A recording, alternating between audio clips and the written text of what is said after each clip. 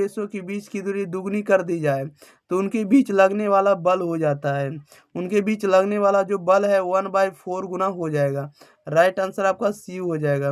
Next question लेते हैं, question number 58 number की ओर। 58 नंबर में देखिए क्या कह रहा है कि पी आघूर्ण वाला एक विद्युतीय द्विध्रुव क्षेत्र ई के साथ 90 डिग्री का कोण बनाता है, तब इस पर लगा बल आघूर्ण होता है।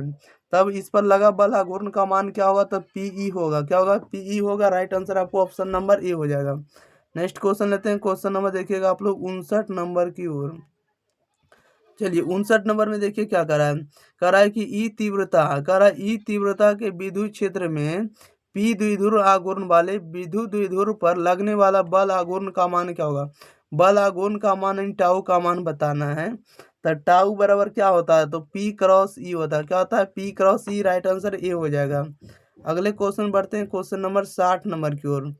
60 नंबर में देखिए क्या कह रहा है। 60 नंबर में कह रहा है किसी विद्युत द्विध्रुव के अक्ष से आर दूरी पर विद्युत क्षेत्र की तीव्रता होती है। बताइएगा सही जवाब क्या हो जाएगा? किसी विद्युत द्विध्रुव के अक्ष से आर दूरी पर विद्युत क्षेत्र की तीव्रता होती है, तो विद्युत क्षेत्र की जो तीव्रता होती है ई समानुपाती 1/r³ के होता है। राइट आंसर डी हो जाएगा। नेक्स्ट क्वेश्चन लेते हैं, क्वेश्चन नंबर 61 नंबर की ओर। 61 नंबर में कह रहा है किसी आवेशित खोखले गोलाकार चालक के भीतर विद्युतीय तीव्रता का मान होता है। किसी आवेशित खोखले गोलाकार चालक के भीतर विद्युतीय तीव्रता का मान होता है। विद्युतीय तीव्रता का मान क्या होता है? तो राइट आंसर आपका सी हो जाएगा, 0 होता है। जब भी आपको भीतर पूछेगा विद्युत क्षेत्र की तीव्रता का मान 0 होगा। नेक्स्ट क्वेश्चन लेते हैं, क्वेश्चन नंबर 62 नंबर की ओर। 62 नंबर में देखिए क्या कह रहा है। कह रहा है किसी अचालक पदार्थ के गोले को आवेश देने पर वह वितरित होता है। बताइएगा, किसी अचालक पदार्थ के गोले को आवेश देने पर वह वितरित होता है, तो वह वितरित होगा, वह ना तो सतह पर वितरित होगा, ना तो केवल भीतर होगा, ना तो सतह के अंदर होगा। तो right answer option number D होगा, इनमें से किसी जगह वितरित नहीं होगा। नेक्स्ट क्वेश्चन लेते हैं, क्वेश्चन नंबर देखिएगा 63 नंबर की ओर। 63 नंबर में देखिए क्या कह रहा है। कह रहा है किसी परावैद्युत का परावैद्युतांक यदि एप्सिलॉन आर हो और उसमें दो बिंदु आवेशों के बीच क्रियाशील बल एफ है, तो परावैद्युत को हटा देने पर उन दोनों आवेशों के बीच क्रियाशील बल का मान क्या होगा? तो उन दोनों के बीच क्रियाशील बल का जो मान होगा आपको एप्सिलॉन आर इंटू एफ होगा। Right answer option number B हो जाएगा। नेक्स्ट क्वेश्चन लेते हैं, क्वेश्चन नंबर देखिएगा 64 नंबर की ओर। 64 नंबर में देखिए क्या कह रहा है। 64 में कह रहा है कि आर दूरी से अलग दो आवेशों के बीच बल एफ लगता है। यदि आवेशों का मान दुगुना कर दिया जाए और उनके बीच की दूरी आधी कर दी जाए, तो उनके बीच लगने वाला बल का मान क्या होगा? तो उनके बीच लगने वाले बल का जो मान है 16 गुना हो जाएगा। कितना गुना हो जाएगा? तो 16 गुना राइट आंसर आपको क्या हो जाएगा, तो सी हो जाएगा, 16F हो जाएगा। क्वेश्चन नंबर 65 कह रहा है किसी दी गई दूरी पर स्थित दो इलेक्ट्रॉनों के बीच क्रियाशील गुरुत्वाकर्षण बल एवं विद्युतीय बल का अनुपात होता है। इन दोनों का जो रेशियो होता है किसके बराबर होता है, तो 10 के पावर माइनस में 42 के बराबर होता है। ओके, याद रखिएगा, गुरुत्वीय बल और विद्युतीय बल का अनुपात 10 के पावर माइनस में 42 होता है। अगला क्वेश्चन नंबर देखिएगा सीधे 66 नंबर की ओर। 66 नंबर में करा है किसी गौसीय पृष्ठ में माइनस में क्यू प्लस में 2Q एवं माइनस में Q आवेश है, पृष्ठ में से परिणामी विद्युतीय फ्लक्स का मान क्या होगा। तो इसका राइट आंसर आपका राइट आंसर आपको ए हो जाएगा, 0 हो जाएगा। विद्युतीय फ्लक्स का मान क्या हो जाएगा, 0 हो जाएगा। सबको जोड़िएगा तो 0 आ जाएगा। माइनस में क्यू माइनस में क्यू माइनस में 2Q प्लस में 2Q घटाइएगा तो 0 हो जाएगा। नेक्स्ट क्वेश्चन ले लेते हैं, क्वेश्चन नंबर देखिएगा 67 नंबर की ओर। चलिए 67 नंबर में आप लोग ध्यान दीजिएगा, क्वेश्चन नंबर 67 आप लोगों के बीच है। ओके, क्वेश्चन नंबर देखिएगा 67 कह रहा है कि एक वैद्युत द्विध्रुव एक पृष्ठ से घिरा हुआ है, पृष्ठ पर कुल विद्युतीय फ्लक्स होगा। पृष्ठ पर जो है कुल विद्युतीय फ्लक्स का मान क्या होगा, राइट आंसर बताइएगा आप लोग, क्या हो जाएगा सही जवाब। एक एक वैद्युत द्विध्रुव एक पृष्ठ से घिरा हुआ है, पृष्ठ पर कुल विद्युतीय फ्लक्स का मान क्या होगा, तो कुल विद्युतीय फ्लक्स का मान जो है आपको 0 हो जाएगा। क्या हो जाएगा, 0 हो जाएगा। राइट आंसर आपका बी हो जाएगा। अगला क्वेश्चन लेते हैं, क्वेश्चन नंबर 68 नंबर में। 68 नंबर में कह रहा है कि कूलम नियम का सदिश रूप होता है। कूलम नियम का जो सदिश रूप होता है क्या होता है, कूलम नियम का सदिश रूप यानी F बराबर होता है 1/4πε0 इंटू Q1 Q2 इंटू में R बटा में RQ हो जाएगा। Okay, right answer option number A हो जाएगा। अगला क्वेश्चन लेते हैं, क्वेश्चन नंबर देखिएगा 69 नंबर में। 69 नंबर में आप लोग ध्यान दीजिएगा ब्याइयों को। 69 नंबर में कह रहा है कि एक आवेशी चालक का क्षेत्र आवेश घनत्व सिग्मा है। ओके, और इसके पास विद्युत क्षेत्र का मान होगा, क्या होगा, या तो इसी क्वेश्चन को पूछा जा सकता और में यानी अथवा में कि आवेशित गोलीय चालक के अंदर विद्युत क्षेत्र होता है। बताइएगा, आवेशित गोलीय चालक के अंदर विद्युत क्षेत्र का मान क्या होता है।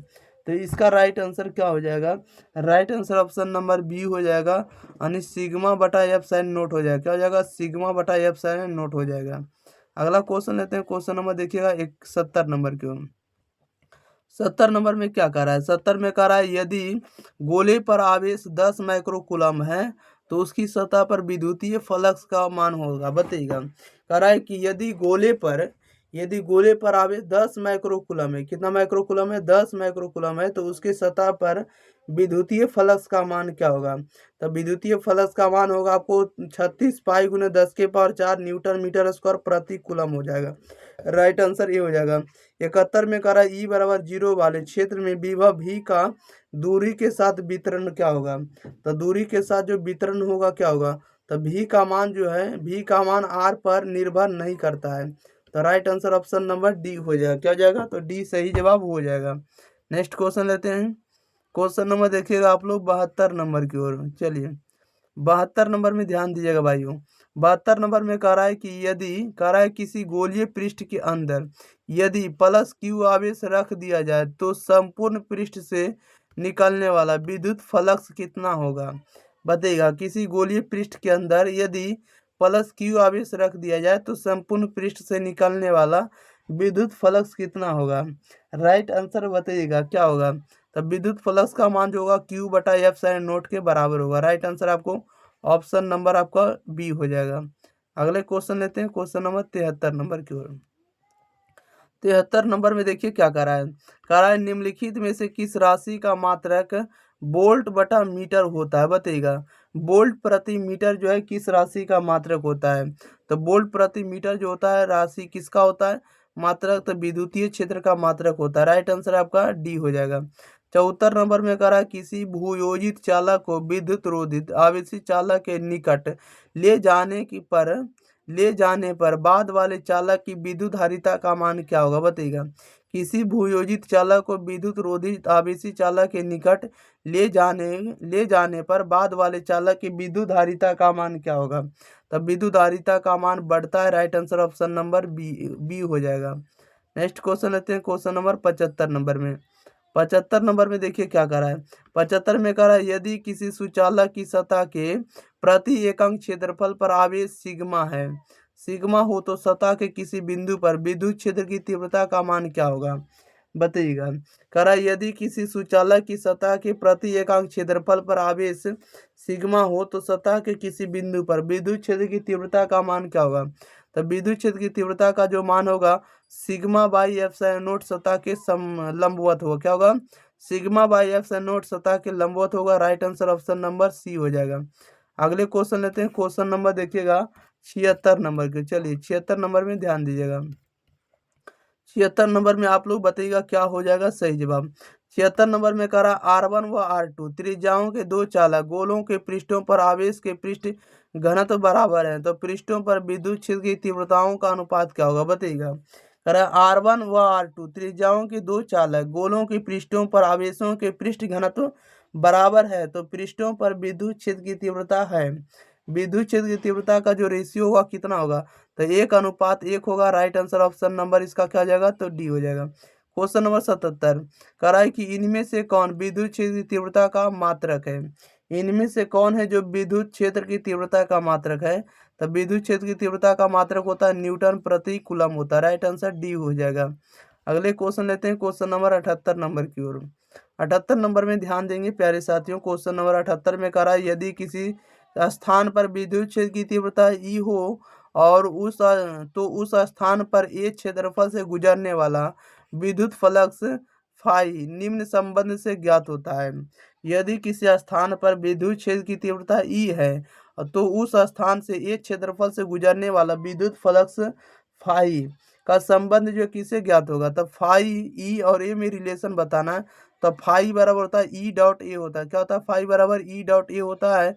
Right answer option number A हो जाएगा। क्या हो जाएगा, राइट आंसर ए हो जाएगा। ओके, नेक्स्ट क्वेश्चन ले लेते हैं। क्वेश्चन नंबर देखिएगा आप लोग प्यारे साथियों। क्वेश्चन नंबर आप लोग 79 नंबर की ओर। चलिए 79 नंबर में ध्यान दीजिएगा। 79 नंबर में कह रहा है कि गोलीय संधारित्र की धारिता 1 माइक्रो फैराडे है। यदि गोलीय कह रहा है कि यदि क्या कह रहा है यदि गोले के बीच की रिक्तियां 1 mm है तो बाहरी गोले की त्रिज्या का मान क्या होगा। कह रहा है गोलीय संधारित्र की धारिता 1 माइक्रो फैराडे है। धारिता का मान दिया, यानी सी का मान दिया है और रिक्तियां दिया है और साथ ही साथ हमें बाहरी गोले की त्रिज्या का मान पूछा जा रहा है। तब बाहरी गोले की त्रिज्या का जो मान होगा आपको 6 मीटर हो जाएगा। कितना हो जाएगा, 6 मीटर हो जाएगा। राइट आंसर सी हो जाएगा। 80 में कह रहा है कि एक बंद पृष्ठ के अंदर एक विद्युत द्विध्रुव स्थित है तो बंद पृष्ठ से निर्गत कुल विद्युत फ्लक्स का मान क्या होगा। बंद पृष्ठ से कुल विद्युत फ्लक्स का मान कितना होगा, तो 0 होगा। राइट आंसर ऑप्शन नंबर इसका सी हो जाएगा सही जवाब। नेक्स्ट क्वेश्चन लेते हैं। Question number 81। 81 नंबर में क्या कह रहा है, 81 नंबर में कह रहा है किसी चालक की विद्युत धारिता का व्यंजक है। किसी चालक की विद्युत धारिता का व्यंजक होगा, नहीं विद्युत धारिता का व्यंजक बताना, नहीं सी बराबर होता है क्यू बाई भी होता है। सी बराबर क्या होता है, क्यू बाई भी होता है। राइट आंसर ए हो जाएगा।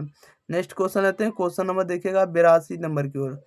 चलिए 82 नंबर में कह रहा है कि अनंत लंबाई के आवेशित बेलनाकार चालक की अक्ष से आर दूरी पर विद्युत क्षेत्र होगा। विद्युत क्षेत्र का मान क्या होगा। अनंत लंबाई के आवेशित बेलनाकार चालक की अक्ष से आर दूरी पर विद्युत क्षेत्र होता है। क्या होता है, विद्युत क्षेत्र का मान होता है F lambda by 2 pi F sine naught R होता है। क्या होता है, lambda by 2 pi F sine naught R होता है। राइट आंसर आपका बी सही जवाब हो जाएगा। नेक्स्ट क्वेश्चन लेते हैं। क्वेश्चन नंबर देखिएगा 83 नंबर की ओर। 83 नंबर में कह रहा है कि किसी घिरे हुए बंद पृष्ठ पर विद्युतीय फ्लक्स भीतर स्थित आवेश का होता है। भीतर स्थित आवेश का कितना गुना होता है, बताइएगा। कह रहा है किसी घिरे हुए बंद पृष्ठ पर विद्युतीय फ्लक्स भीतर स्थित आवेश का होता है। आवेश का कितना गुना होता है, तो 1/ε0 गुना होता है। राइट आंसर आपको ऑप्शन नंबर ए हो जाएगा।